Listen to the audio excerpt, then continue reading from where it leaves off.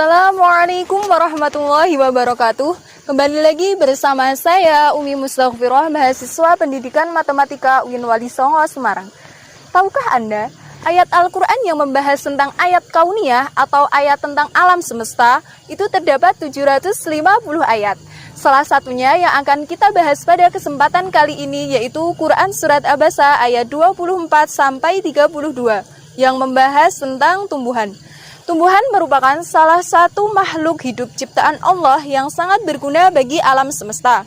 Lalu, bagaimanakah tafsiran Quran Surat Abasa ayat 24-32 ini dan kaitannya dengan sains? Mari kita simak penjelasan berikut ini. A'udzu billahi minasyaitonir rajim. Bismillahirrahmanirrahim.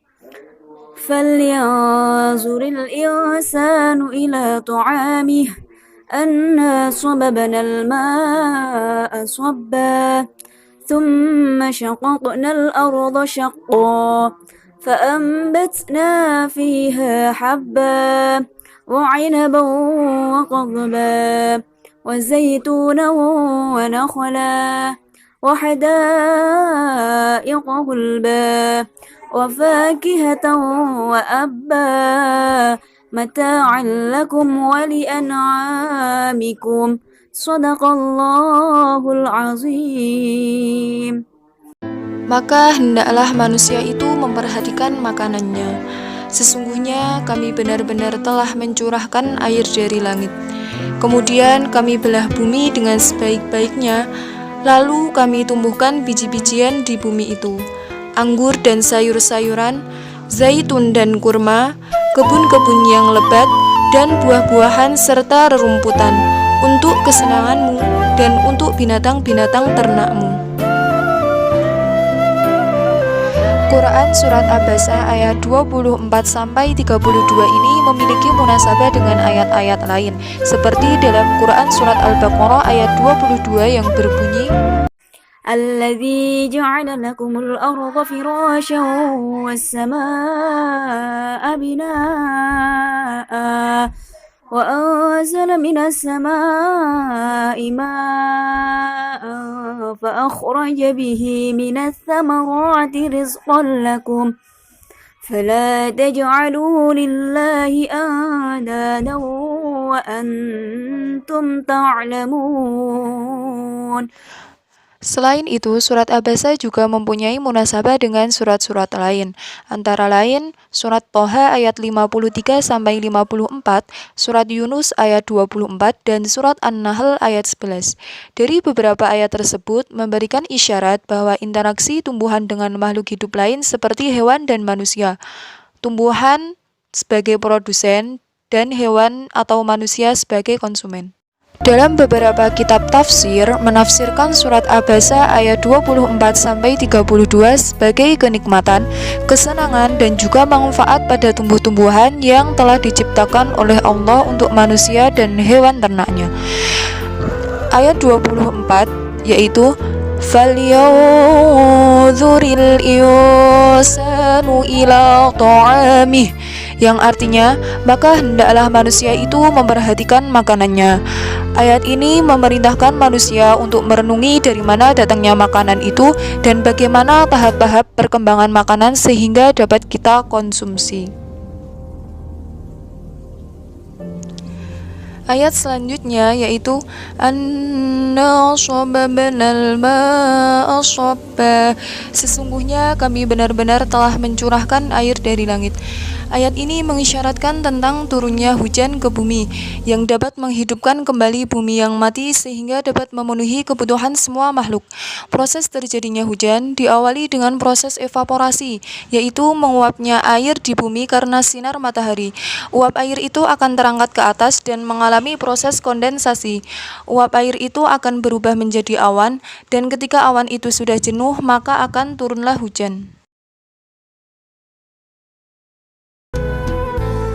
Ayat selanjutnya yaitu thumma syaqqaqnal arda syaqqa. Kemudian kami belah bumi dengan sebaik-baiknya. Ayat ini mengisyaratkan tentang perkembangan tanaman, di mana benih tanaman itu kecil dan kurus, sedangkan tanah yang berada di atasnya itu berat. Namun dengan kekuasaan Allah, tanaman tersebut dapat menerobos permukaan tanah. Terdapat 3 tahap perkembangan tanaman. Yang pertama yaitu bergeraknya tanah karena air yang masuk. Selanjutnya, tanah akan berkembang dan menyimpan air itu di pori-pori tanah. Tahap terakhir yaitu perkecambahan. Bakal akar akan tumbuh ke bawah dan bakal daun akan berkembang ke atas dan menembus permukaan tanah. Kemudian pada ayat 27 surat Abasa yang berbunyi fa'ambatna fiha habba, yang artinya lalu kami tumbuhkan biji-bijian di bumi itu. Ini meliputi semua biji-bijian, baik dimakan oleh manusia maupun hewan, dalam semua wujudnya dan dalam semua keadaan. Contohnya yaitu biji gandum, biji kacang, biji jagung, dan biji-bijian lainnya. Ayat selanjutnya menyebutkan beberapa tumbuhan yang tumbuh dari berbagai macam biji-bijian tersebut. Disebutkan dalam ayat ke-28 dan 29 yang berbunyi wa inaban wa qadba wa zaitunan wa nakhla, yang artinya anggur dan sayur-sayuran, zaitun dan kurma. Anggur dan sayur-sayuran itu sangat diperlukan vitamin dan kalorinya bagi tubuh manusia, sehingga keduanya sama pentingnya sebagai zat makanan. Kemudian menurut Sayyid Qutb dalam tafsirnya, zaitun dan kurma sudah sangat populer di kalangan Arab. Selain dapat dimakan, buah zaitun juga dapat diambil minyaknya. Bahkan Nabi pun menjadikannya sebagai obat. Begitu juga dengan buah kurma. Kandungan kurma dapat menolak racun dan sihir. Pohon kurma pun juga dapat dimanfaatkan, seperti dibuat bahan bangunan, dibuat tikar, tali, bahkan perlengkapan rumah tangga. Pada ayat ke-30 dan ke-31 surat Abasa yang berbunyi wa hadaiqa ghulba wa fakihatan wa abba, yang artinya kebun-kebun yang lebat dan buah-buahan serta rerumputan. Menurut Ali Al-Sobuni dalam tafsirnya, maksud dari ayat wahada ingwa khulba itu beberapa kebun yang banyak pohonnya dan bertaut dahannya, sehingga tidak hanya buahnya yang dapat dimanfaatkan, tetapi pohonnya pun dapat dijadikan bahan bangunan dan alat-alat perumahan. Kemudian pada ayat yang ke-31, menurut pendapat Al-Zuhaili, fakihah ditafsirkan sebagai buah-buahan yang dapat diambil manfaat dan terasa lezat jika dimakan, seperti buah apel, buah pir, buah pisang, mangga, dan buah-buahan lainnya. Kemudian lafadz abba menurut Ibnu Abbas ditafsirkan sebagai rerumputan hijau atau semak belukar yang dijadikan sebagai makanan bagi hewan.